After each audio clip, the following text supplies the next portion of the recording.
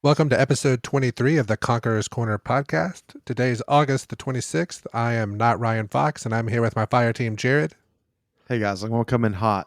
We're going to have the best DPS mods we've ever had. Breach and clear, double slug, leave it in the past. We got focusing lens, particle destruction, stacking on top inside of a well. Everybody running 1Ks, Cartesian coordinates, null composers. Yeah, double slug anarchy, it's in the past. And Chad. I'm just happy to hear that my fusions are going to be the DPS strat. It's exciting for me. I'm going to personally dust off my merciless, but you know, we'll have to do some testing for that. And we are coming to you live from Mara's Chambers here in Season of the Lost. Make sure you subscribe, unsubscribe, subscribe, resubscribe, unsubscribe, then subscribe again on Spotify, iTunes. Follow us on YouTube. And we're going to keep this brief because we have a giant episode today. So we're also going to be cutting the mailbag, but we do have a new segment alert. Jared, this is where you're supposed to have like your sirens going off and your air horns and stuff. Make sure you follow us on Twitter at DestinyCCPod and send us Bungie friend requests. The links will be in the description and as well as our Discord server. Jared, time to let the dogs out, buddy.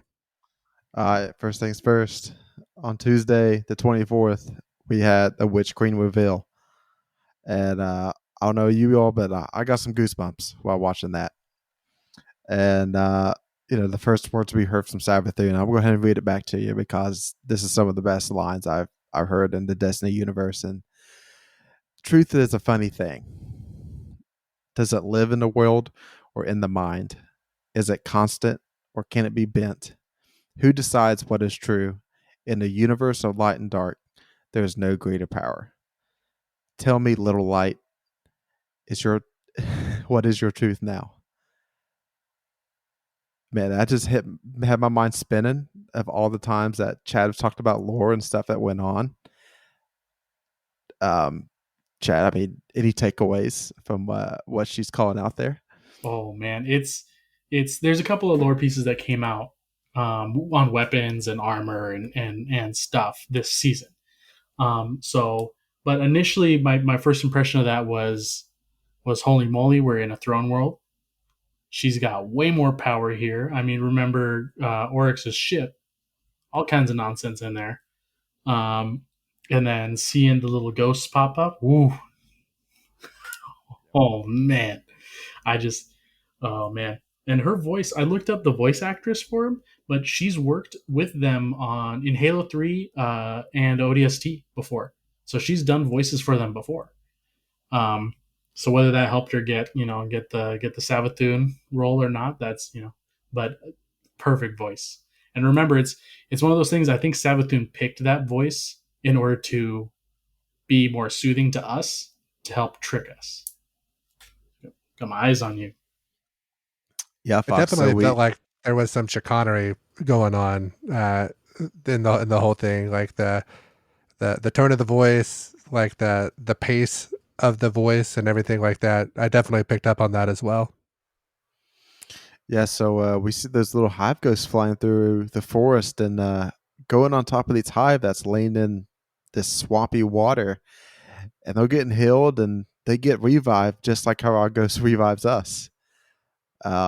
These new hive are going to be called Lucent Brood, and they're going to have light powers, and we hear them popping supers coming after the guardians that's in the swamp, and that's something I didn't really see coming, and really excited to see how this plays out. And one of the things we're going to need is a new weapon called the glaive, which is a first-person melee weapon, first of its kind in the Destiny world. Do you remember that TWAB a couple months ago when they were talking about like camera changes when using like swords and other third-person weapons or something like that? Pretty clear this is probably what they were discussing then, correct? Yeah, I think they probably just decided to make it first person. It's going to be interesting because it's a melee weapon, but it also has that firing shot, like that charged like arc bolt thing. And you can clearly see that they showed a purple one and it was Mm-hmm. glowing purple the whole time. So it's going to be the weapons crafting is something I'm going to be super excited about to see how they do it, because they said the more you use a weapon, the stronger it gets. So I'm like, okay, is that going to be an XP thing? Is that going to be like a you unlock rolls, like perk rolls you can roll for on your next one, or what exactly do they mean by that? Um, but just being in the throne world, seeing the ghost pick some stuff up, and then all of a sudden you hear like a dawn blade crack up, you hear like the arc lightning fire, and then you hear use just the void Mm-hmm. shield, and you're like, Mm-hmm. no. Mm-hmm. Oh man, ouch! It hurts a little bit. Yeah. So Fox, take us speculation time about the weapons crafting. What are you expecting that to be? So I put a lot of thought into this. I'm afraid to get my hopes up exactly what it could be. I don't think that we're going to be able to grind out Rampage or Kill Clip or any of that stuff. I think it's going to be probably more along the lines to where you can narrow down potential roles to where like the more XP you have, the the better you can choose like one of five as opposed to it being like 10 possible things in each column. The more you use the weapon, the more experience you gain, you can narrow it down. So there's still some randomness, but you can target it slightly better. That's kind of what I expect. I don't think it's going to be get 10,000 kills and you unlock these perks that you can put on it or anything like that. I could see us getting to choose on maybe our masterwork and getting to narrow down like our barrels or scopes, like what we want to focus on, like focus on stability or focus on range. So like you have some barrels that just mainly a range perk, and then you got some barrels that's mainly a stability perk. So I think maybe hopefully we get down to that kind of level so we get to focus the weapon on like an actual stat. So we mentioned going to Savathun's Throne World, and that is the main destination of Witch Queen release. And while we're there, we have to play by her rules. So like things that we normally would happen in like out in the EDZ and on the Tangled Shore and stuff, is not the way this is going to work. So that's kind of how these hive the light powers. And in the Witch Queen trailer, you see her going down into the water to where you can see a dark pyramid, like darkness to her left and light to her right, to where she is in between the two and kind of walking the line or being in the gray of playing for herself and wanting to corrupt and trick us in some way. So Witch Queen's also going to come with a 6-player activity called the Conflict Internal. That's going to also go on in the Throne World, and we also going to get a raid that is centered around going into the Sunken Pyramid that is in Savathun's Throne World also. But it's going to be living in her world for a while, and there's going to be lots of secrets in there, and probably lots of lore hidden behind for Chad to get to explain it all to us. Yep. Thank Oh God the yeah, lots of Chronicler's here, stuff. baby. um, so level of expectation, like how excited are you for this expansion compared to some of the other ones that we've had in D2? I mean, Chad, go ahead. for me, I think the hive, besides the Vex, the hive are one of the oldest species we got in the game. So there's lots of stories that they can have for them. So personally, the lore is going to be very deep. Like I've explained before, there's not a lot about Savathun that we do know at the moment. This season was the first time we got any kind of anything about her.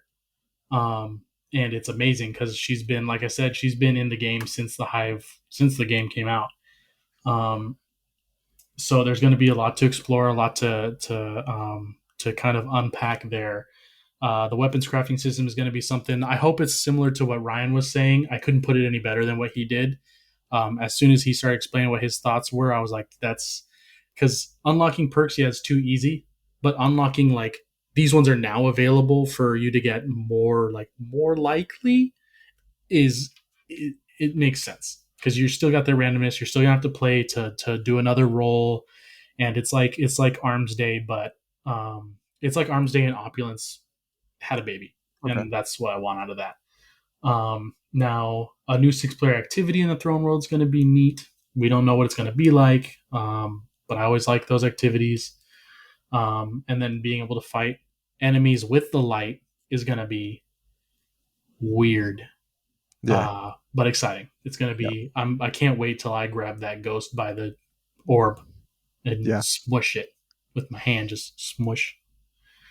Um, that's. I mean, I have good expectations. I'm trying to keep it low, but it's hard.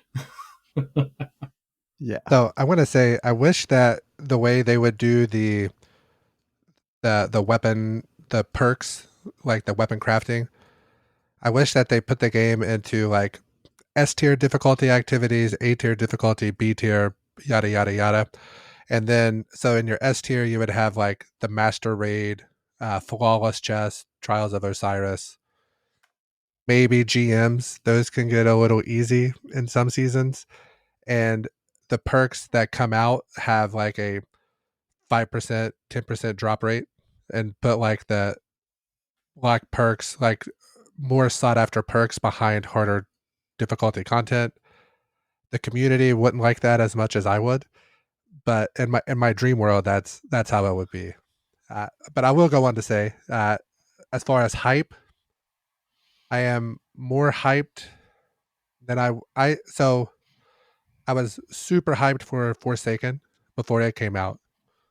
That's as far as Destiny 2 goes, that's my number one hype level, Forsaken. And then Shadowkeep, I was still hyped for, mainly, but I think it's more along the lines I had a clan to roll with through, and like me and Chad had really taken off as bros kind of through there, and we both took a week off work and just played through. We spent a lot of hours together that week, and then so after that would have been Beyond Light, correct? I was probably more hyped for Shadowkeep than Beyond Light, mainly because I liked the Moon and the Hive, Eris Morn, the Nightmares, and then whenever you start getting the Hive in there, you start kind of looking at Crota's Big Daddy Oryx. I really enjoyed my time during those expansions in Destiny 1. So I would say that for this expansion, what we've seen so far, this is just a notch below Forsaken, but really close to Forsaken. And I think the main reason for that is because they took an extra 5 or 6 months. So it's going to be more polished than what we had with these other expansions. And they're not having to worry about new platforms coming out. All that's already done. They've already got the engine overhaul was whispered about behind the scenes and all but confirmed now. All that's pretty well done. And I think they have the right people in place. I really like the direction they've headed this past year. So I think this is probably just a notch below Forsaken. Yeah. So one thing we haven't talked about yet was the campaign, and they really put the time and effort into the campaign with the Witch Queen, and they've given us a legendary mode of the campaign. So you look back on the days of Halo when you have the tiers of difficulty to have special challenges and like the skulls to turn on and stuff. Basically, we want to have like the hard mode of the campaign, and most of the time the campaign was a one-time playthrough just to hurry up and get it done, see the cutscenes, and move on. But they're going to reward our time with that, they say. And the enemies, you can go in solo or go in with two or three, and the enemies are going to scale difficulty and numbers wise with how many people you have in your fire team. So that reason, compounded on what you said before, this is probably going to be the best expansion Destiny 2's ever had. Oh yeah, definitely. That legend difficulty is something I'm really looking forward to. We don't have skulls, so I'm gonna have to go. If I die honor system, I'm gonna go to orbit. I'm gonna have to go kinetic weapons only, or I'm not. grenades only. Every time I pop a thrall in the head, I'm gonna go yay, and just throw confetti at the camera. But it's gonna be really cool to see. I'm hoping it just goes to like master mode strike difficulty, not like GM, but like master, Uh-huh. where it's like hard. significantly harder. Like you go through like the strike playlist and you can sit there with Netflix going and just kind of zone out. But as soon as you hit like a master strike with your homies, even on the nightfall, you gotta kind of you gotta have a little bit of conversation of what's going on. And that's what I want. I want the campaign to be difficult. I want it to be exciting, like I think it's going to be, and I want to look at Savathun in her face and just punch it. I want to jump all 21 feet in and punch her in the face. Do you expect it to be capped at a level, or do you expect it to be you're always like 15 levels below the whatever your current power level is? The enemies will always scale 15 above you. That's Yeah. kind of what I'm Hoping, expecting. I'm hoping a scalar. Yeah, that's exactly what it's going to be. It's where I think they're going to make it where everything's always a sword, which that's usually that's like 11 to 10 under. That's stuff. It's always sword. Like if you like the regular presage was enemies are always a sword, no matter your light level. And all this happens on February 22nd, 22. 22222. They also announced the final expansion of the Light and Darkness saga, which is the final shape. So we're going from the Witch Queen to Lightfall to final shape, and then more after. They said that the final shape is not the end of Destiny 2, which does surprise me a little bit. Looking forward to, I think, at that point, maybe Destiny 2 needs to end so they can focus on the next version of the game. But at that point, Destiny 2 is going to be around for a very, very long time. Yeah, I mean, we're gonna be at almost episode 200 by that point. It's gonna be crazy. Right. But it's a lot of Destiny 2. I think after that they need to move to 3 because there's gonna be PS6s by that time. I mean, Nobody will be able. People will they're still gonna be trying to get talking PS5s. about it. I know. But like that's 2020. Okay, so 22 is Witch Queen, 23 ish Lightfall, and then 24 is Final Shape. Think about that. That's like It could be 2025 if they're doing like Will that a be year and a the? half. Will that be the 5080 that comes out? I'll have to be buying oh god. to pair with it. Hopefully it doesn't get fried, just burnt out Yeah. immediately. Hope I don't have to pay $1,000 for it again too. I don't think my wife will appreciate that again. Is there anything else centered around the Witch Queen you wanted to discuss before we move on to Season of the Lost? I want to touch on one thing. I haven't discussed this with you guys.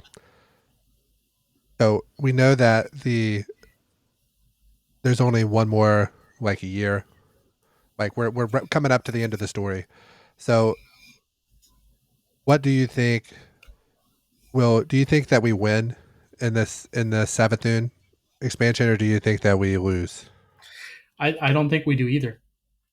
I think Savathun gets what she wants, but I think it happens in a way that benefits us, but we're going to be mad about it. Like, I think she's going to win, but it's also going to make us stronger and herself so she can survive because that's her end goal. Her end goal is to win, to live. Nothing else. She doesn't really care about anything else. But in doing so, she's going to empower us even more. And we're just going to be super upset about it because it's like, you made me stronger, but gosh darn it, I don't like it. So, and we know that Traveler has, with what's going on, have you noticed we're kind of collecting everybody in our helm? Yep. By design. Did you see yeah. So are we headed to a point to where we lose? I think the helm is going to turn us into the drifter ship. We're going to be pulling the Traveler behind it like Drifter's ship. Like that we're like nomad guardians. Like we don't have a home. Maybe. I mean, we've got to have a crazy throne world by now for ourselves. Right. Yes, I think you're kind of looking at this maybe like a chessboard, but we got the light and dark, but Savathun's coming in as a player trying to take enough power to be a player against the light, against the darkness. And I think we might have to make a choice at the end who we're going to team with. Callus. Always Callus. Always hope that at the end of Destiny 2, my Guardian dies, Halo Reach style. Oh, dude, that I want that too so bad. Well, I mean, Oh we know that we die. I mean, we've discussed this yeah, before, but yeah, Yeah, yeah. What if we die and then like Destiny 3 happens, and then it starts off with us being resurrected and going and witnessing the funeral, and then we have those like veteran like voice lines where Saint 14's talking about what we did as our character if we have the save data, oh oh man. yeah. and we're just walking through the funeral like, who was that guy? Man,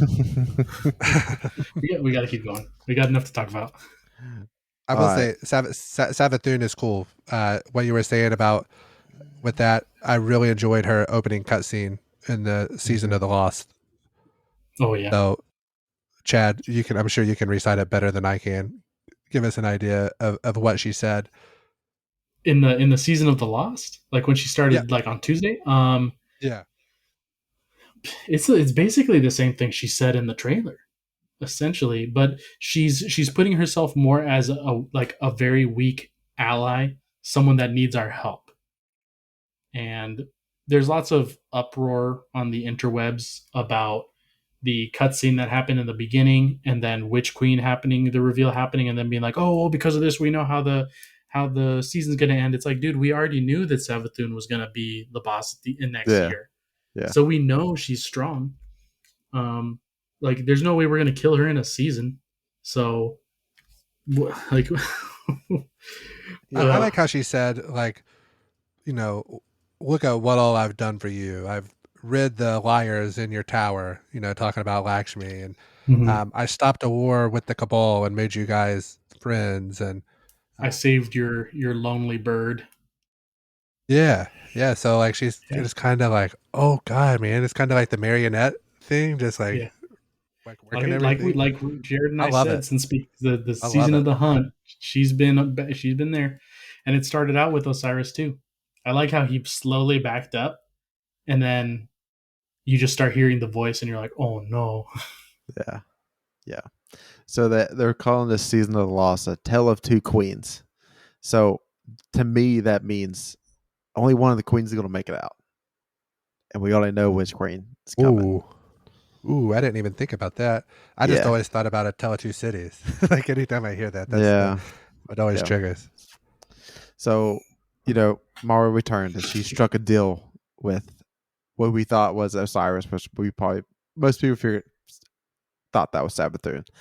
And so Mara turned Queen Savvy into this like crystal, and so to shield her away from Zivu Arath and Savathun's worm. And so we're going to be tasked with taking out those two to bring back Osiris. That was the worst trade in the history of trades. Like you're there's no way a commissioner will let this go down in the fantasy league. You're trading two early round picks for a late roster fill spot. But I think I mean, he's for more than a somebody don't roster even fill. He's he more than don't a even have roster fill. he don't have his light anymore. I mean, he's a flyer, but I'm not sure he's a round out roster spot. There's He's a potential sleeper. there's some lore. There's lots of lore. What am I saying? There's some lore stating, and I will flesh this out obviously throughout the season. But there's lore hinting that um, Osiris was actually cognizant the whole time. So she didn't transform into him, but took over his body, and he was actually third personing Savathun doing her stuff. So he might have gained a lot of knowledge about her in that year that she's been doing that. But again, remember she's a trickster, so it could have been stuff that she didn't care about him seeing. But I mean, that's a lot of valuable info. He was basically a spy just sitting on her shoulder the whole time. Yeah. So Chad, if I mean you're into the lore more than anybody that I know personally. So how long have they been brewing this up? Do you if you had to guess, like were they thinking this far ahead back in Forsaken about Savathun and we're kind of like getting stuff into place to where they could do that, or was it like a Shadowkeep thing, or I think The Osiris one came after Forsaken. It was a character that was important enough that they could do that, and they brought him back in Season of the Dawn to bring him back into the story and be a main character for us, because you see how Right. they put Saint in the tower, so that meant that Osiris had to be around.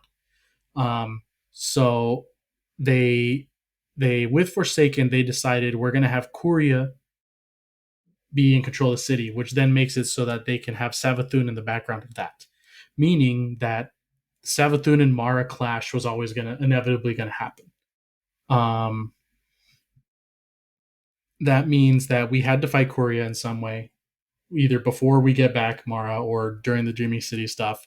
And then we have to confront Savathun with Dreamy City stuff. Now she's trying to, like Jared's saying, she's trying to get us to kill her sister and get rid of her worm while she's stuck in the cocoon. And I think I'm fine with killing another hive god. I'm okay with that.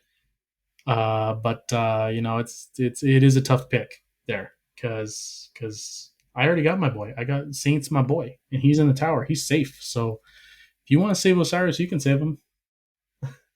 I'll sit there and I'll help Saint grieve. You know, we'll sit there and feed the pigeons as long as he wants. So, in this season of the Lost, we have two seasonal events: Astral Alignment and Shattered Realm. They both launched with a little bit of bugs right now. One of the two 6-man activities was like a scoring based, and you couldn't complete it, bugged out. And then some of the stuff you need to collect in the Shadow Realm is you can't collect it, and it's not counting. But as in a seasonal launch that you those like very low queue times and get into the game, this is one of the best ones that Bungie actually did to get people into the game the day of. Yeah, I think you're right. The only issue I had was that I crashed, like hard crashed Destiny 2 times in the opening mission, and saw online that seemed to be fairly common. And the fix was to verify the integrity of my game files in Steam. Everything came up okay, and then I beat it. The next time through, it went right through, no trouble whatsoever. I think it's definitely the smoothest for Destiny 2. For Destiny 2 for sure. The bugs for the anchors annoy me, if only because it keeps you from collecting a seasonal challenge, which helps you progress the mirror or the compass. But you know, that's just me, being the completionist that I am. I'm just annoyed by that. Being able to let people play right away, having so many people actually be able to be online and not having to sit there in a queue is amazing. It's great. And they said that that crossplay was going to be in the like near the beginning of the season, and it happened on the same day, and there still weren't any hiccups. That's great. It's excellent. I'm super happy about that. I mean, I didn't get to be on until Absolutely. like 5, but that's really great, and I'm hoping to see that as the norm. Um, Not expecting it to be the norm, but I'm happy that it happened at least once. That shows that they can do it, and I'm excited to see it keep going. Yeah, so Crossplates is live. Have you all noticed playing with anybody that is on another platform? Mostly in the tower, you can see the roster and see them there. I think as a PC player, as a PC group, if we're loading into content, um, if whether it's Gambit or Crucible, it's going to be only PC people unless we invite someone. And then I think the strikes is everybody, Yeah, because I think I did look at the strike roster once just because I was curious, and I think I saw somebody on a different thing. I think, but again, that yeah. was early Tuesday, so I don't. That was a couple days ago. I haven't looked since. That's the only thing I've noticed playing with other people was Mhm. is in the tower and then strikes. But I have a question for you guys. So the Steam, the PC players have the Steam logo. I haven't seen the Stadia logo anywhere. Have you guys seen it at all on anybody? Yeah, I've seen some screenshots. Yeah. Okay, is it the actual Stadia, like? Mm-hmm. The little And squiggly, yeah. And the Xbox has like the the jewel. Xbox, Like, yeah. now PlayStation, all I've seen is a controller. Is there Yes, Yeah. like a PlayStation logo? if No, you're on PlayStation. yeah. So you have to be on PlayStation. Yeah. So is that So man? Yeah. Bungie's like, Xbox, we're going to give you your thing. Stadia, you I get to keep hate your thing too. Sony. Yep. I hate Sony, man. So I They bet kill you. me. I bet you Tuesday morning they're like, "Oh, you guys leaked it? Okay." They pressed a button and it turned all the logos into the controller. See, I think it's a trademark thing that they won't let them use Oh yeah. Oh yeah. this. Yeah. Oh yeah. No, Sony's just a monster. They And hit so many YouTubers and people just for putting out a video that has the song playing next door. It's wild. Like it's unnecessary, man. But yeah, that I would not be surprised that that is the reason that they can't use the logo. Jesus. And Yeah. Microsoft's give like, me a yeah, use break, it. Go ahead. Go ahead. Yeah. It's like, dude, you're Microsoft please, and you're fine with please, it. please. Yeah. Yeah. It's like, come on, Sony. Microsoft let it happen. Yeah, so season of Lost, but I think we got some definitely some stuff to grind for this season. So we mentioned some of the stuff in the past episodes, but in total this season there's 25 new and reprised weapons. Then there's 3 new exotics. So Hunter's got the Radiant Dance Machines, Titan's got no backup plans, and Warlock's got nothing manacles. Yes. So we're definitely going to be diving into some builds of those as the season goes along.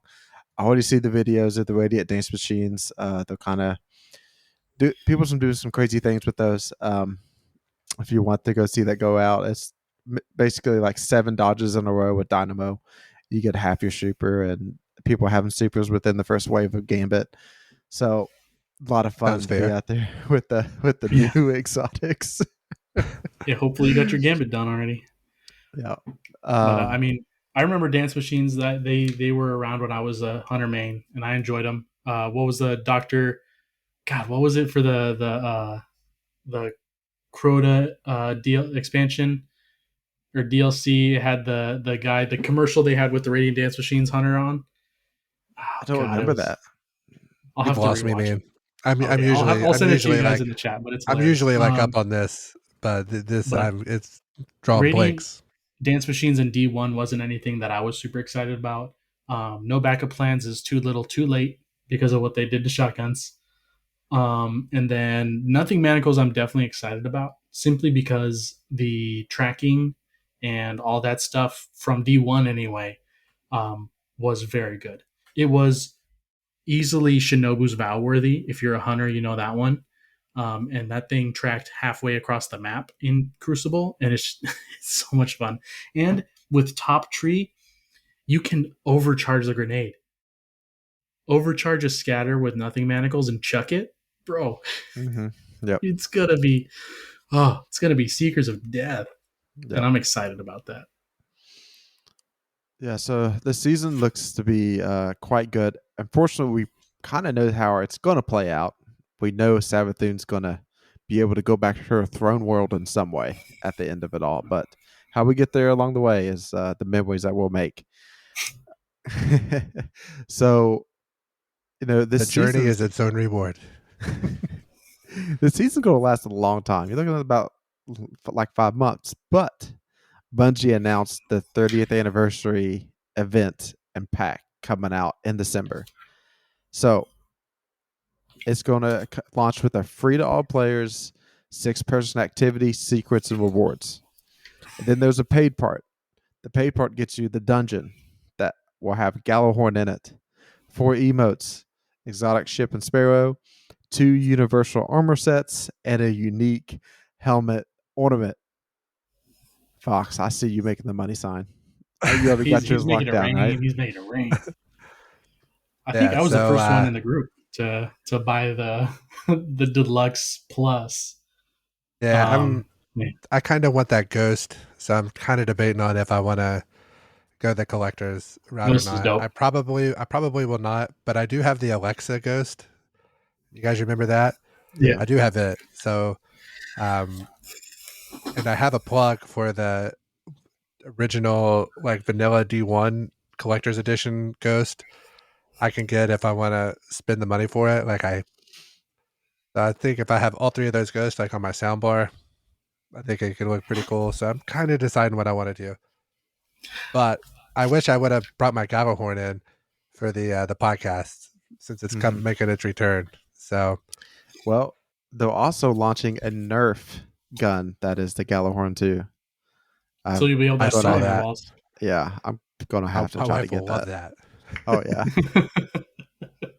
I'm definitely oh man, it's paying for Eververse content in a way where it comes out of a dungeon. So I would pay for a dungeon. I happily pay for a dungeon. You guys know I get lost in dungeons. I love them. The only other person that By loves logic. dungeons as much as I do is Jared. Yep. You know, Dungeons and is one of the best things Bungie does. and after my multiple solo flawlesses, he's like, you know what? I'm a solo flawless prophecy before you, and I was like, no, you're not. And then he did, and I was upset. He's like, well, there's an emblem. Okay.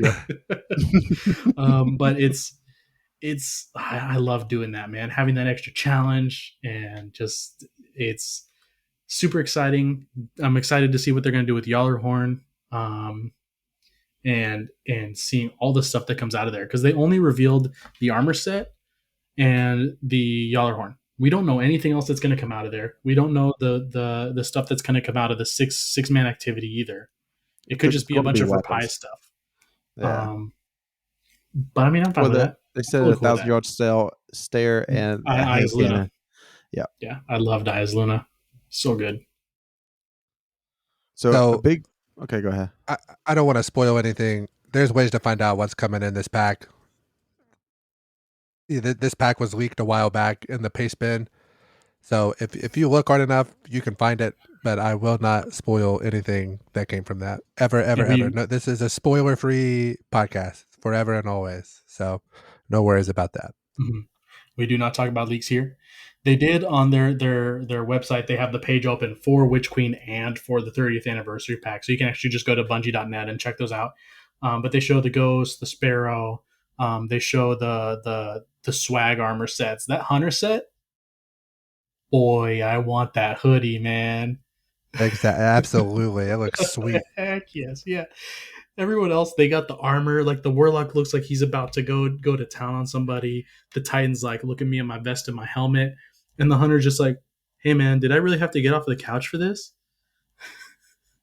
What has that? Is it the Titan with the needlers on his shoulder? Yeah. And the orange helmet with the shades. Yeah. No, green and the orange shades. That's right. For the little Master Chief nod. The green helmet and the orange visor. Yeah. So the standalone 30th anniversary pack is $25. And then the expansion Witch Queen with all the seasonal content is $80, which you can bundle all of this together and get it for a straight $100, saving you $5. 5% off, baby. That's the one. That's the one I'm going to go with. I'm probably going to reserve mine tomorrow. Which this leads to this $100 fee is that they announced that every 3 months, starting in December with this 30th anniversary, every 3 months, Destiny 2 will have a new dungeon or a new raid. And that kind of is the content that I want to sign up for. And them throw that out there and saying that, in their live event, I know they're going to do that. And I'll put my money behind it and give me the content that I really enjoy. Mm-hmm. I will happily pay back that 100%. So, I mean, surely going forward, we get one new raid with the major expansion and then one reprised raid where they wouldn't have added that Legends. They wouldn't have added that Legends directory thing like they did for. Mm-hmm. Yeah. So, I mean, that means we know what the obvious reprised raid is coming up. Later Wrath this of the year. Machine.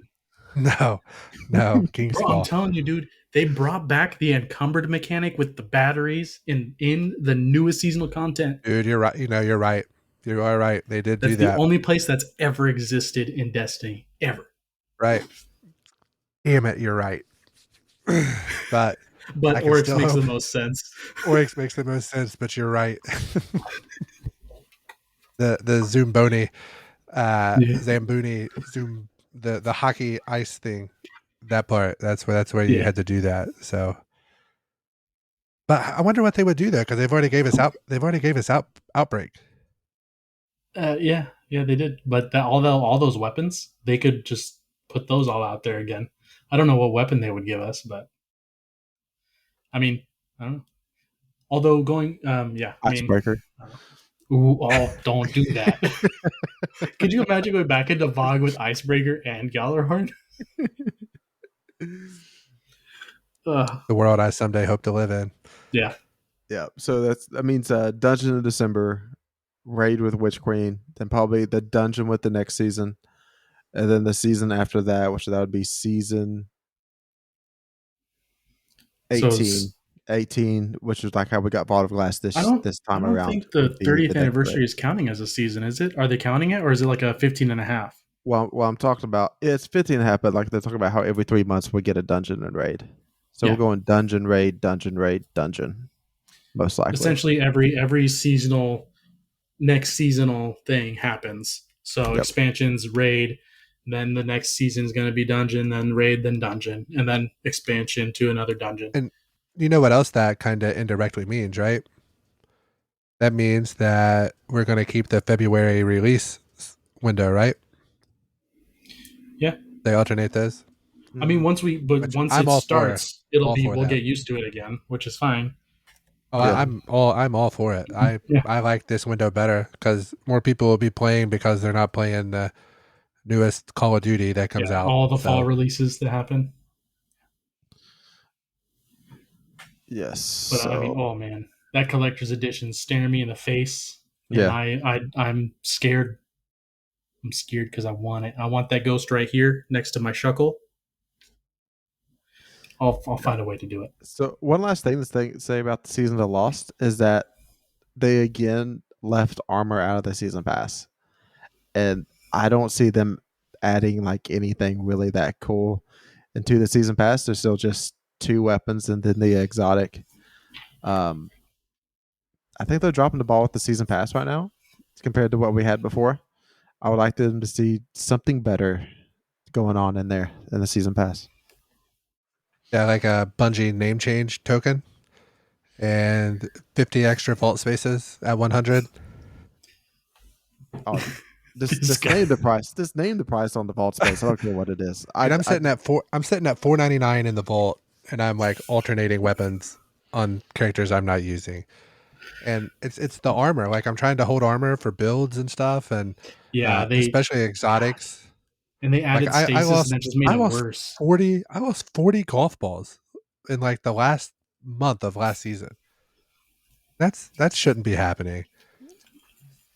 I don't know. We got to do something. But Yeah. All right. So that puts it into the stuff they announced on the 24th.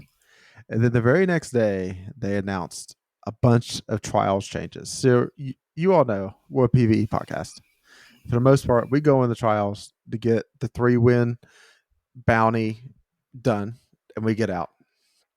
And last season, I played trials twice, and I think I got into the 300 season pass rank. And I'm looking at the changes that we're about to go through, and they're targeting people like me and like us, that we put tons of time into the game, but I can count on one hand how many times I was in trials last season. And I Yeah, I think you mean, all are right there with me. for us, like Sunday's kind of a relaxed day near mid-season for us. Like we're on and off playing, but we got stuff going on. We're doing other things, and early season is the only time where we're on all day on at least one weekend a day. But with trials near the end of the season, we're going to be more likely to spend more time in the game. And like I said before, my biggest gripe with trials, besides the rampant cheating that was going on, because that's an obvious gripe everyone has, is the fact that losses are useless. You feel like absolute poop after a loss because you get nothing. At least you get like two tokens in Iron Banner for your loss and in a legendary, but for trials you get nothing, and it feels horrible. You sit there and you get like 4 or 5 losses in a row, and you're like, I don't want to play this. This has been an hour and a half of my time where I'm not doing anything. You get I'm not one getting weapon. any gear. I get a weapon, but then again, it's like a weapon, and I have to hope that I'm lucky enough to get something good on it. And it feels bad. It's I didn't play it once last season. I played it the season before because we committed as a squad to do it. But I'm like, nah, I can't. I can't do that to myself this season, man. It feels bad. I think the last time that I went was for that Shayura's Wrath when that was the 3-win reward, just because I wanted a decent. I just needed a void SMG. Mhm. That was outside of that. I think I did one run with some of our other clanmates to try to get an Eye of Soul, like a decent one. Did one, got a bad one, and it's like, all right, I'm done. Like that was it.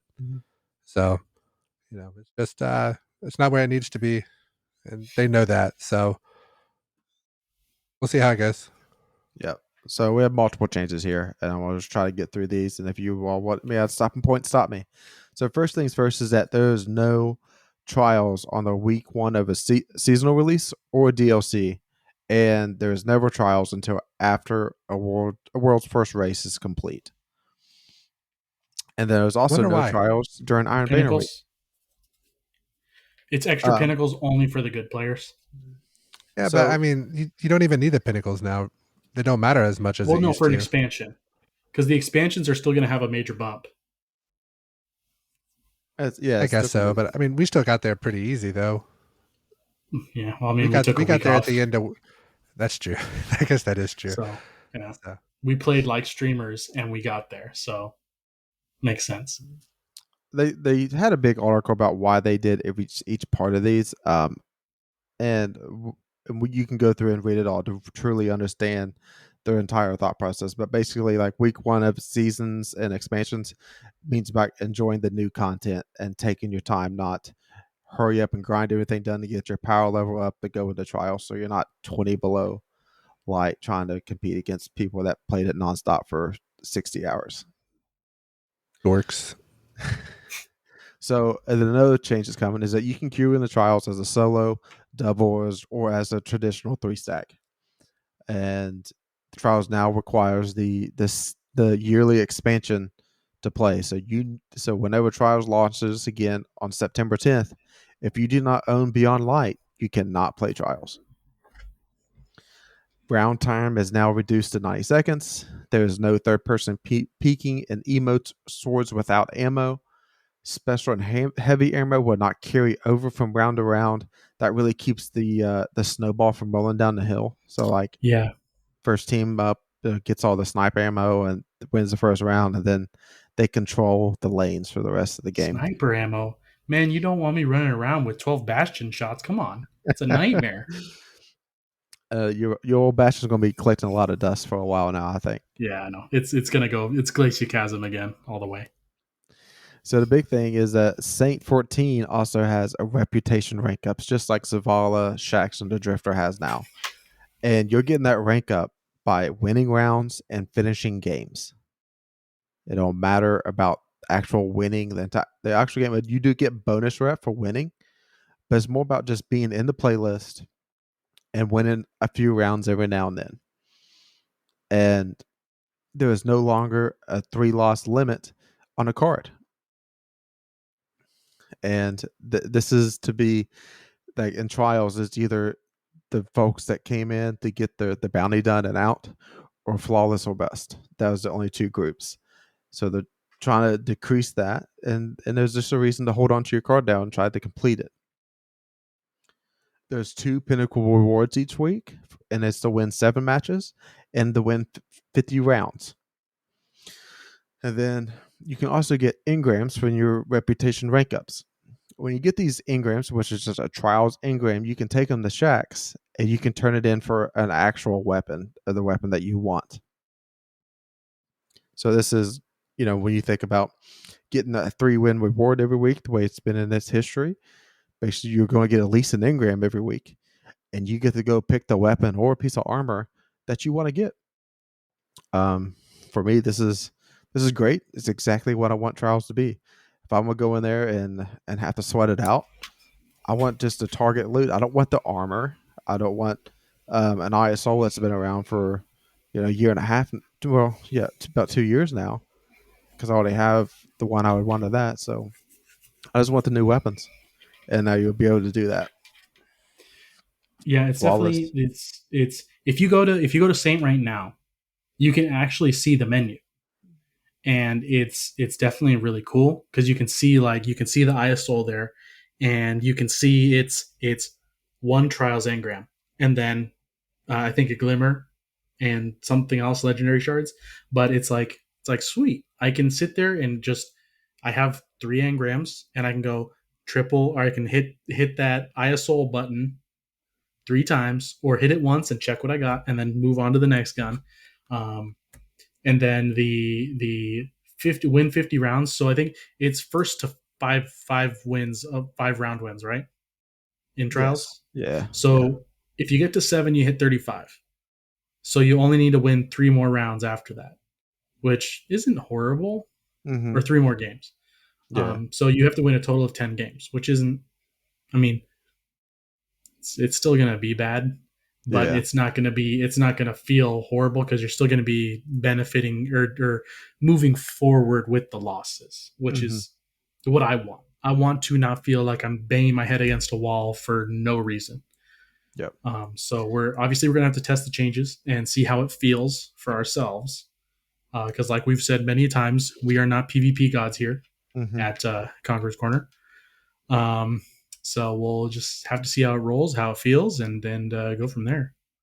So the last thing we're going to cover here is matchmaking is actually changing the way it's going to happen in trials, and they're changing. So you could go in there, you could be first game, and all of a sudden you're going against Grenadier Jake and Stranger Danger doing a carry, and they've been flawless 12 times that week, and this is your first time. This is your first game. Like, why is Bungie doing that to me? It's like it's my first game. I'm not on their level. So what they're doing is like based on that weekend's performance is how you get matched up. So you know Fridays early in the weekend, nobody's played that weekend, so it's just going to be random.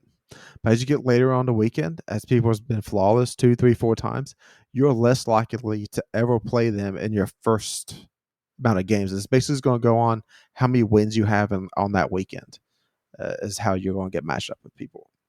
And Bungie said they're going to play close eye to this. They still want games to feel good with the connection and stuff like that.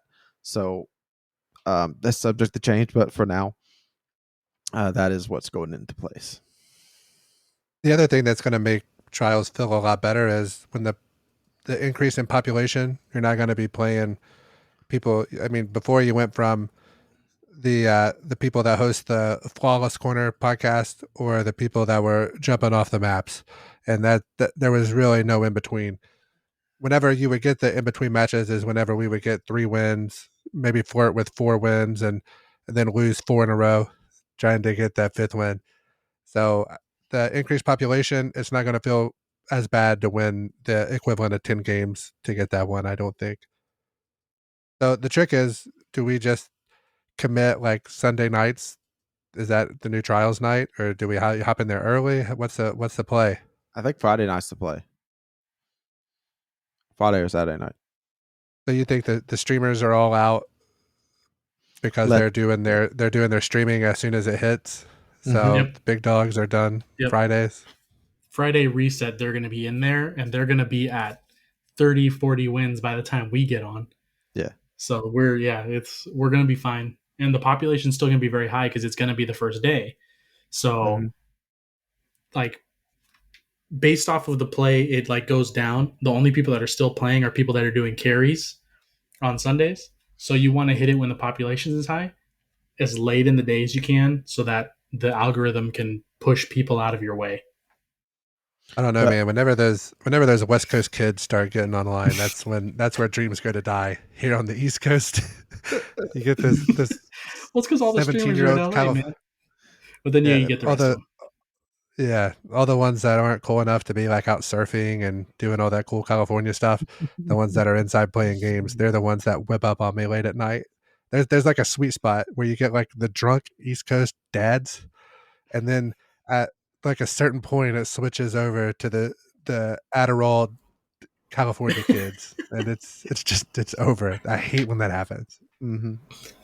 So yeah, with anti-cheat coming, it should be just an all-around better environment. And then they got 2 other testing labs that they're bringing to trials at some point, and one of them is like a capture/elimination hybrid, where like the capture point comes out after 30 seconds to force some movement, and then a trials freelance playlist. There's also will be a temporary trial trial experiment for them to play. I think that combined with some of the changes, they said that uh, the like ability energy and those type of things are going to be tied to combat as opposed to time. I think that'll kind of help speed those up a little bit so they won't take so long. Why each team sits on opposite ends of the map for 45 seconds waiting to see who gets their super first. So that'll help too. All right. So that puts it into this rant stuff Bungie put out, and now we're finally to this week at Bungie, the TWAB that was released today. Of course, they went and recapped all the stuff they put out this week, and also gave a little update to the Bungie Foundation stuff. We went over that last week. T-shirt's really cool. Probably want to get a T-shirt here pretty soon. But the biggest thing they announced, and they also announced this in the showcase, is that in Destiny 2 Year 5, they're going to give a revamp to all the lights subclasses. And with the launch of Witch Queen, they're given a focus onto the Void for all three Titan, Warlock, and Hunter.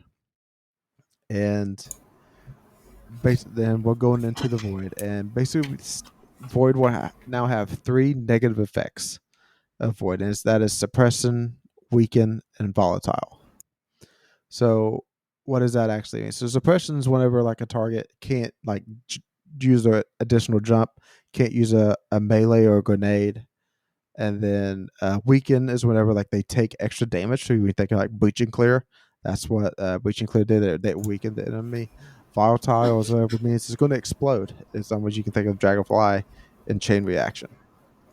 And then there's 3 positive ones. First one's Void Overshield. So you think of Bubble Titan with the melee, he knocks somebody out, and then you get that big overshield. Next one's Invisibility, my favorite one, and Hunter, and that 6 Coyote with the bottom tree tether, always having a melee to throw down, smoke your teammates to get some reses off and saves. And then Devour, which is unique to Warlock, one of the coolest things actually in this game. You get a kill, and then your health bar fully restores, and you get some grenade energy back from that. So the first thing they dive into talking about is the Nightstalk Hunter. So everybody knows the Hunter tethers take forever to proc in PvP, and it's very aggravating. So they're going to change the way it fires. It's basically going to fire a try arrows that go into the ground, and you're going to have 2 sets of those to fire. So it does better straight DPS and a burst, and also like whenever you're firing the multiple arrows, how you continue to carry your momentum, and sometimes you like carry into the wall or to carry to the ceiling, and all of a sudden they don't fire anymore. That's going away. And then the next thing is Stylus Executioner. So that's going to be an aspect, and everybody knows how you can get True Sight with the middle tree Night Stalkers when you get a headshot kill where you're in a crouch position. So now that's not the way that's totally going to work. It's by whenever you defeat a weakened, suppressed, or volatile target will get you that True Sight. So it's basically going to be you have to use an ability and then get the kill to get the True Sight instead of just crouching and getting the headshot. It's definitely going to be interesting. I'm excited because they kind of showed like the Warlock menu, what it looks like, similar to Stasis. They're holding like that black hole, and I'm excited to see what the Hunter and the Titan ones are, because I mean that's like a little mini Nova Bomb. Hunters are known for the bow for Void. Titans are known for the shield and the barrier and the bubble.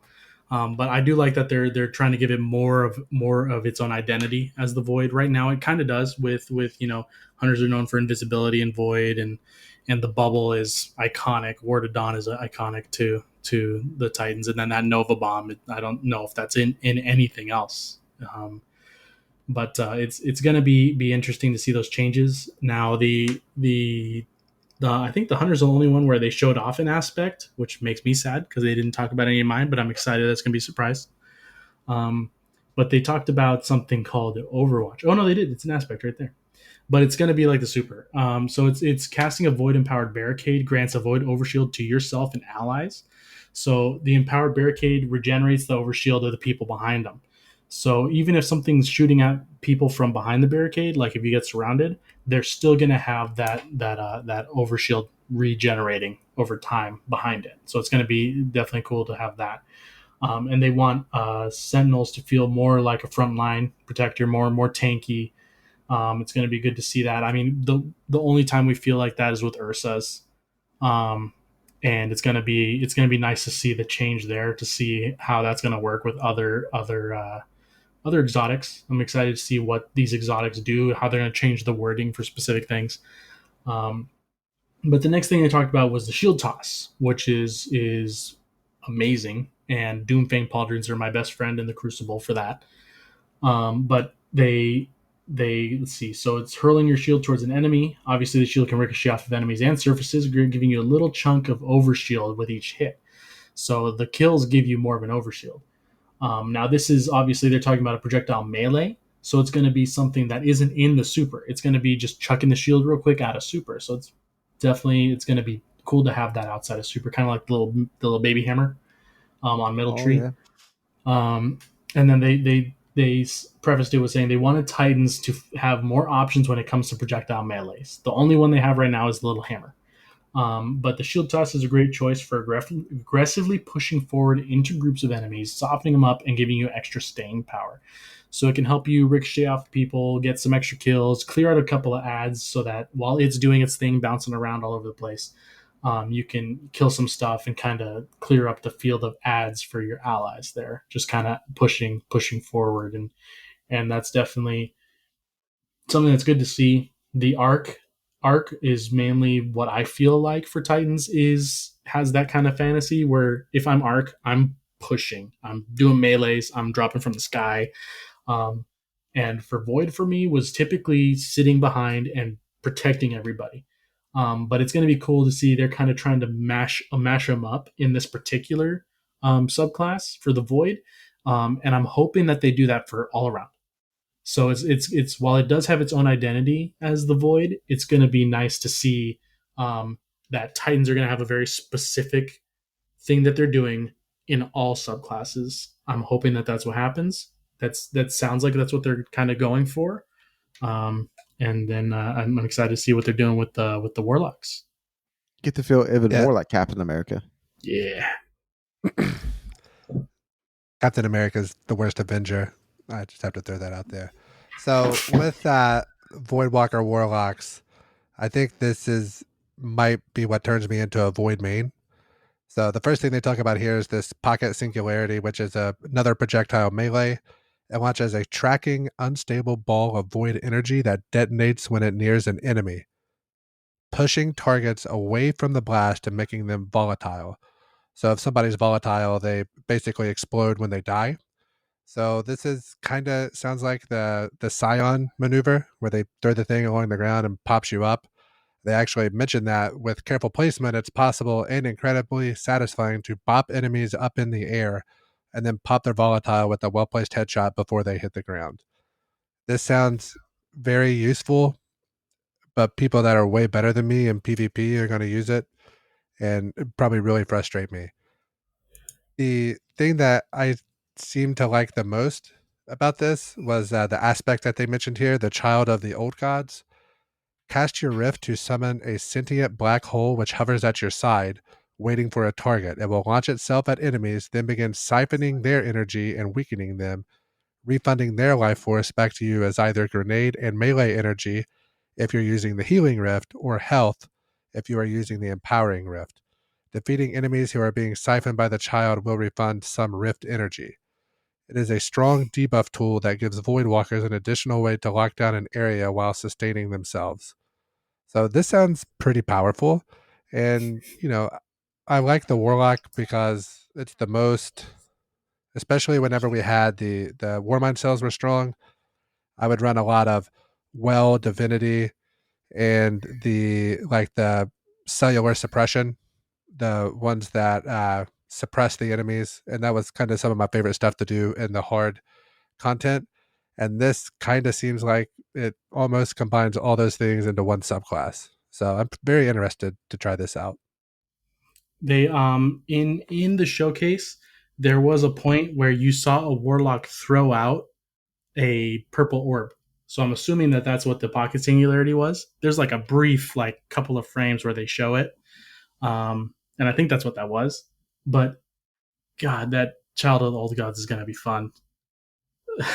It's, I mean, even the like just casting a rift, because we're using Boots of the Assembler a lot as warlocks, so you can sit there in the rift and just get your grenade. I mean, look at this. You're getting grenade. So if you're using healing and you're on stasis, you're just getting grenade energy back left and right while using a rift. So you pop a healing rift, get your healing up, hope your child goes towards something, drop a turret, plink on some stuff, get some grenade energy back, drop another turret. Man, there's but I mean this one's for Void, but it's like there was a combo I was thinking, and I lost it when you started talking about it. Shoot. Combo It's with gone. what, Chad? No, with the Like the child. boots of the assembler with No, there was another with that one. aspect. It's gone forever. Is it the Claws of Alhamkara? Have you get two of them? Yeah, that would be good too. But no, it's the pocket singularity with necrotic grip, Oh, yeah. Oh, because it's a melee. So Yep. you're gonna make everything volatile and poisoned, which is extra volatile. And when it detonates from the void explosion, will it also spread the poison The corruption. again? Oh, my. Dude, It's that's gonna be Nerf day fun. one. Nerf day one. listen, But like it's listen, it's warlock. ranged. Of course, they will because it's warlocks. They will definitely nerf it the very first Oh, hour because get everybody outta will here, bitch and guy. moan on Twitter about it. Yeah. Top Tree Dawn and Chaos Reach didn't exist for how long? Oh man. Now they definitely talk about hoping that this sparks curiosity with people and thinking about new ways to use the builds, which obviously it already is for us. Um, but they're definitely gonna come back and talk more about this particular one. The closer we get to Witch Queen, we got a lot of months to go for that. But it's a good little taste of what they're going to be doing. So I mean, I'm personally really excited to see what they do with the rest of Void. What they're going to do with Solar and Arc, and it's going to be cool to see because I've always had points where I'm like, I would really like to mix up this super with these perks in D2, and I'm definitely excited to see what they do, and I'm ready for it. I'm ready to do it. So in summary, this week we have so much to talk about. We probably even left some things out that we'll remember and talk about it in later episodes. But this last week is it's probably like it's one of the best weeks to be around in the Destiny world. To so much stuff to figure out and just talk about and build craft and just thinking towards the future of all the fun things that Bungie has in store for us. And they did say, I think on Twitter, that this is like one of the last like meaty TWABs for a while. You know, they gave us lots and lots of information over the past few weeks. Not to mention the TWABs that led up to the beginning of this season. So, looking forward to us making you some content, which leads us to a new section of the podcast, which is going to be a gambling section. Now, me and Fox are pretty familiar with gambling lines. Chad, I think you don't quite know gambling lines that much, right? No, I got my nose stuck in books, so I don't know anything about anything. Yeah. So what we're going to do is going to try to explain it to you, so that way the listeners that maybe they don't know much about gambling can also play a part. But basically, we're all going to start out with 10,000 glimmer. So everybody gets 10,000 glimmer. And our first line that our buddy Moon Wizard, the Vegas man himself, has set a line for us. Mr. Vegas. So Fox, we asked him to set us a line.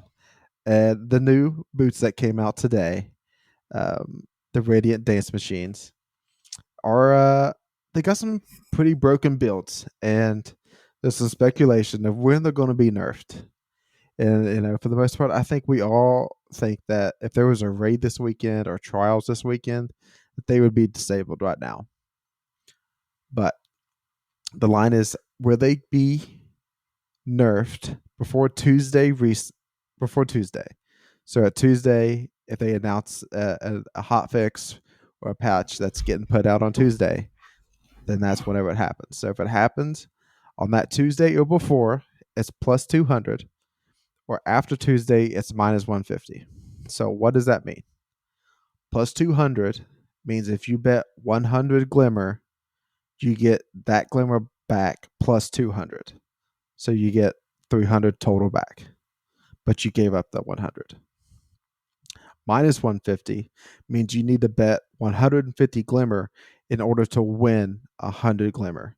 So if you bet 150, you get a total of 250 back. You on board, Chad? I can understand it mathematically. It's still Okay. weird to me. Okay. So Fox, Everything's take us based. through. Everything is based off $100 or glimmer. So plus 200 means you have to pay $100 bet gives you plus 200 on top of your original bet. If it's minus 150, that means you have to subtract 150 from you in order to win 100. Everything is based off 100 glimmer. Shake your head. Yes. I already said I understand it Okay, mathematically, but Okay. Okay. All right. So Chad, I'm by not gonna go Tuesday, first. no, by Tuesday, what do you think they're nerf the boost before Tuesday? I already said I'm not going first. No, you don't have to pick the line yet. Okay. Pick how much you're betting. You can just say how you feel about that. What do you think it's going to be after?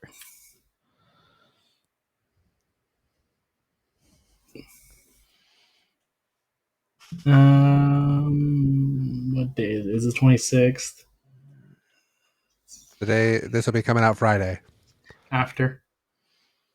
So after Tuesday, okay. I am after Tuesday as well. There's nothing important enough for them to worry about it. So I'm gonna hammer the after Tuesday. Yeah. So I'm actually just gonna I can't. There's no way the house is gonna let us all win by going afterwards. So I'm definitely gonna go with the one before. So at least somebody's gonna win. I'm not going to hammer it crazy. I'm only going to put 100 down, 100 glimmer down, so that we all got a 10,000 in the bank right now to play with. This isn't a bet I feel great about, but I'll get the extra on the little flyer at a plus 200. Hold on, Jared. We forgot to mention that we have Yeah. to hold this money for the entire season. And yes. so this is very important. We'll have a running tally. I'll probably throw it up in the description starting next week's episode. That way we have it documented for the public view. And you have to have money to play. So we can't. And if we ever go bankrupt, Jared, Yep. Chad hasn't agreed to this yet. So No, Chad might want to listen up. So if you go Don't worry, bankrupt, I'm listening. I'm listening. you got to get back in. Okay. You have to get back in. Yes. So everybody's got a vault full of weapons. Okay. Weapons that we actually care about and hold dear. But you're going to have to give up one of those weapons and delete it.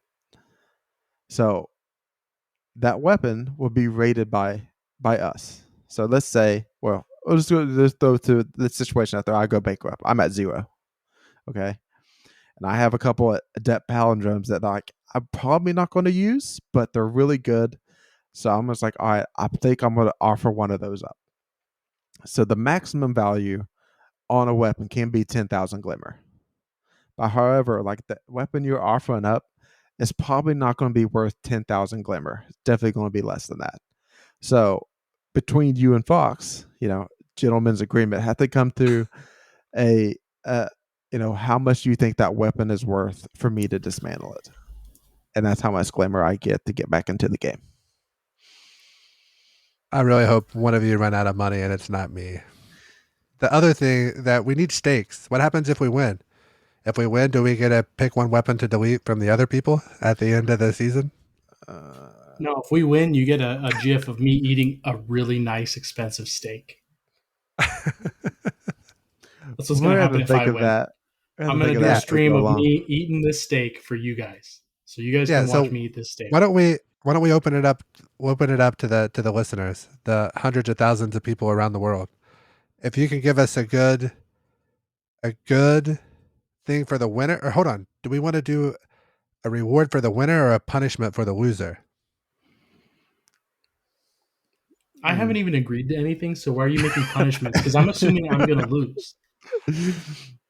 No, you won't. It'll be me or Jared will lose. Well, I think we need to If stew on it's this you, for a Ryan, week, and I think Yep. the listeners might have good ideas for us too. Wesley, urethra, you fellas hit us up if you it's have denim any chicken, good thoughts. sir. Oh, sorry, denim chicken, Mr. Chicken. So, but yeah, we'll get back on that. It's a running thing. We'll keep going, and whenever we figure out some stakes, we'll get it going. I heard a pretty good one about a Waffle House punishment. Have you heard this? I have. So, okay. All right. So the punishment is you have to stay at a Waffle House for 24 hours, but every waffle you eat takes an hour off your time. Here's the thing, Ryan. I can't do that. There is not a Waffle House in Southern California that I can think of. There might be one in LA, but I ain't going to LA. But I'm just gonna sit there and eat 24 waffles. Yeah, I think I would. I think I could get out of there I would in not think of that as 6 a hours. punishment. I think 6 I hours love I could get out of waffles. there. 18 I don't care waffles how in 6 shitty that hours. I waffle think is. I could. I bet the blue ones are your favorite. You get your nonsense out of here, sir. we'll keep that our totals running in the descriptions and all that, and maybe I'll figure out how to post it at the end of the YouTube video or something. So with that, I think we need to kick it over to our favorite chronicler, Chad the Chronicler. Give us a little bit of lore stories this week. Lore stories. Being that we had the reveal and we had the beginning of the season, I think last season I started talking about who Mithrax Kell was and his past. But I kind of the way this season's so slow starting to me personally, it feels like it feels like half of the seasonal stuff happened compared to like what happened last season. And obviously they're dragging it out for a reason. There's plenty of time to play the seasonal stuff. So I want to start off kind of giving like a little, not really a calendar, but stuff that I'm gonna definitely hit. This season, Mara is obviously extremely important. The Techeuns or Tech Witches are extremely important, which means we're going to be going into Dreaming City lore, obviously. I'm going to keep Savathun for after the season because the 30th anniversary doesn't have anything to do with Destiny. It's going to be just a celebration of Bungie. So we're going to be going into deep into the Books of Sorrow. And I don't know if anybody has not ideas, but if anybody kind of wants to vote on that, whether they want me to be just reading excerpts of it and kind of dissecting it line by line, or just doing full on lore readings of it and then talking about it afterward. However we want to go on that, but I'm definitely going to go through the entire thing, seeing as how important the Hive are going to be next expansion. There's going to be plenty of time for that, but just to start, Mara Sov is the queen of the Awoken. The Awoken were created in the Distributary. I did hit it a little bit. The one of the Exodus, the ships leaving Earth during that main battle, they were leaving, and light and darkness clashed, and the humans aboard that ship declared that they were a neutral party. They were a party of people that did not fight for humanity. They did not see themselves as a part of Earth or humans in general anymore. They were simply a ship of survivors separated from the whole of humans as a species. So in doing that, giving that signal out to the darkness let them live, push them into a pocket dimension, into a singularity, and in there, they they found a land called I believe it's the Distributary, and they lived for a long time. And then after a while, little bit of infighting, a little bit of stuff like that, which I'll get into. Um, Marasov was the queen who led some of the people out of there back into our universe, and then they colonized the reef and made what is now the Dreaming City. Like I said, I'm going to dig very deep into the Techeuns and who they are. Dig very deep into what the Dreaming City is. We're going to talk about Riven. We're going to talk about the Wish Wall because that's going to be important. Some people want to know about the 15th Wish, and that's something that might happen this season. So I'm definitely going to keep an eye out for that. But to give a little quick excerpt on the Techeuns, they are an elite force of paracausal beings that are not the light or the dark. They are magical beings that were trained based off of the knowledge that the Awoken discovered during their time in the Distributary and during their time with Riven in the Dreaming City and such. And they have mild control over paracausality and magic and energy as a whole. So they are able to, within the Shattered Realm, read the ley lines and find things that they need, drawing the power from Riven that I can see from the Blind Well. It's stuff that obviously I'm going to have to read more of the lore in the season, which I'm excited about to dig into and see exactly how they're doing that. I'm also excited to see there's a little bit of lore with Ido, because she has lots of knowledge on the Techeuns. She learned from them a little bit here and there in the Dreaming City, so that's cool to see. And I'm going to dig into that one as well, because she is a scribe of light, also learning from humanity at the moment, but has learned from the Awoken as well. There's so much to talk about. Jeez. But this season, I'm going to explore only the Awoken and what they're doing. I'm going to save Savathun for after, unless something really major happens near the end of the season, which, again, I don't know. I don't know what's going to happen at the end of the season. I know she's going to live and she's going to win somehow, but I don't know if something else major is going to happen besides that. So I think next week is going to be mostly just giving a quick storyline on Marasov and starting off the season there. Hopefully more stuff comes out next week, because right now it's, like I said, it's very season light. But I think that's my thoughts for now on where I'm going to be headed for this season, and then for season 15.5 until Witch Queen. Awesome. It's also cool to have Petra Venge back and the Crow interaction to go through a little bit. We'll hopefully get to see that at some point. That was teased a little bit in the reveal. I think the lore is definitely going to be in a great place and what they have playing out. So I think we're going to end this episode talking about our grades of the reveal. So I'll go ahead and give mine real quick. I think it was an A-. Very, very little they could have done more to make me happy. Okay. I could see Ryan's gears turning on that one. Shoot, I was gonna say A- also, but No way. B need agree. It's so crazy. But to not be that, because I want to keep my spirits down. I want to give it a solid 87. Like a B, about to be a B plus. Mostly because I want to try to keep it more on the like hopeful side, but not like super hyped. Because I like where they're going.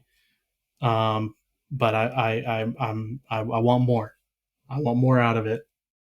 And obviously it's just going to be them revealing more stuff about it. It's going to just make that grade shoot up. So right now Chad, I'm sitting at that B.